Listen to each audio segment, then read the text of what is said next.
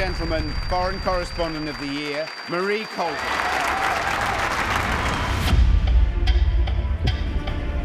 Where did you get that eye patch? Treasure Island. I need a photographer. Any good? The best. I can't stop thinking about it. Unless you go crazy, it's not something you get used to. War is not so terrible for governments, for they are not wounded or killed like ordinary people. The first time I watched it, I went to an edit suite. I've been there for the shooting up, but it's different. You know, you go in this edit suite, and I got sucked in immediately. I thought I was going to just be checking that I was all right in it. I thought that's what, as long as I'm okay, sod it. But it wasn't. It just sucked me in, and you know, within minutes I was in the film, and I think I got spat out the end like everyone else in a bit of a state of. And Matt said, any comments? And I was like, I just had to go for a fag and a walk and just assimilate, because even though I'd seen a lot of the scenes, when it's all cut together and you know, it was really emotional. Our mission is to speak the truth to power. You're prepared to sink your country into civil war. What happened? They've opened fire on journalists. If the government catches you, they'll kill you.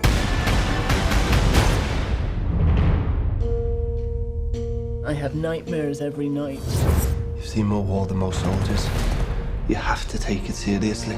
Totally invaluable to have the person you're portraying there at all times. A little bit daunting at the start, I have to say. Didn't have him around the monitors on day one because I couldn't bear it. The idea of further judgment beyond, you know, director, producer, and anyone else who's watching, going, "Oh, well, have we really cast that guy?" I didn't need Paul there, but then by day two you were there, and then there from then on. And by the end, I don't know how many people know this, but Paul had become our stills photographer.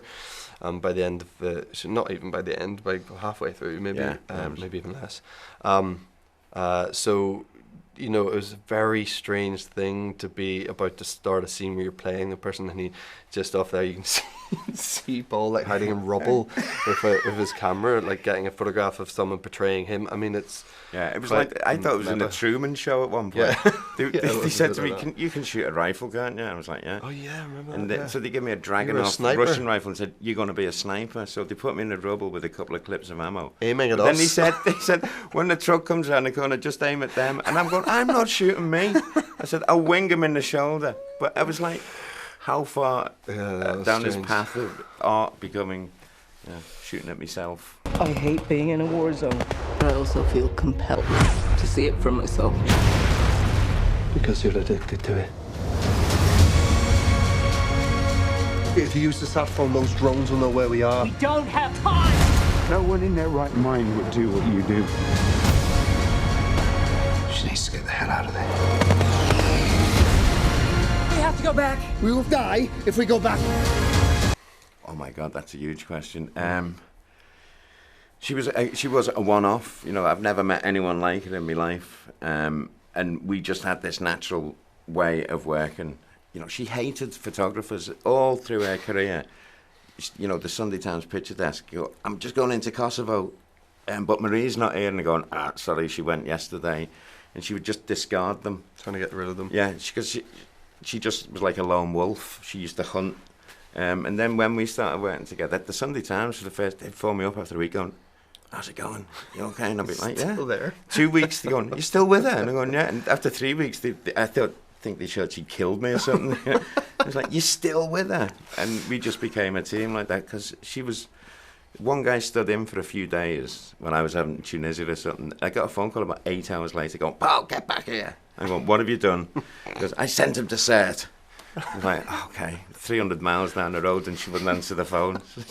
She devoured them. I want people to know your story. You have a God-given talent for making people stop and care. Just being alive. I see it, so you don't have to. If you lose your conviction, what hope do the rest of us have? Maybe I would have liked a more normal life. Maybe I just don't know how.